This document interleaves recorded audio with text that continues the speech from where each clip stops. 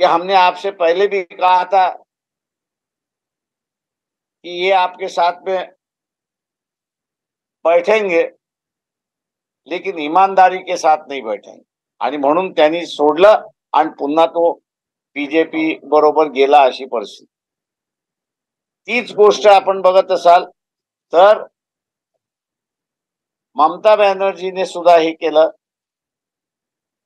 आणि आता ममता बॅनर्जींनी 42च्या 42 जागा त्या ठिकाणी उभ्या केलेल्या.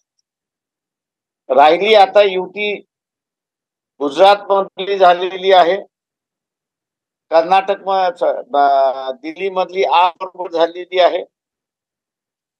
ती टिकते का अशी असणारी परिस्थिती आहे. आणि दुसऱ्या बाजूस महाराष्ट्रामध्ये कशा रीतीने हे सगळं रोल अदा होतोय हा त्याच्यातला भाग आहे असं मी त्या ठिकाणी मानतो. त्याच्यामुळे कुठेतरी काँग्रेस पक्षाला त्यांच्या प्रायोरिटीज ह्या ठरवाव्या लागतील.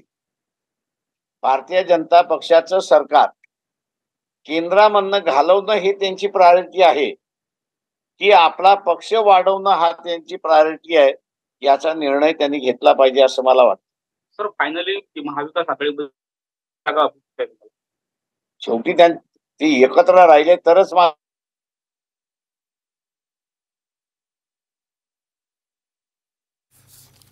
तर आधी महाविकास आघाडीने त्यांच्यातले वाद मिटवावेत असं प्रकाश आंबेडकरांनी म्हटलेलं आहे. महाविकास आघाडीचं जागा वाटप रखडलेलं आहे आणि त्यामुळे त्यांनी आधी आपले आपापसामधले वाद मिटवावेत असं प्रकाश आंबेडकर म्हणाले.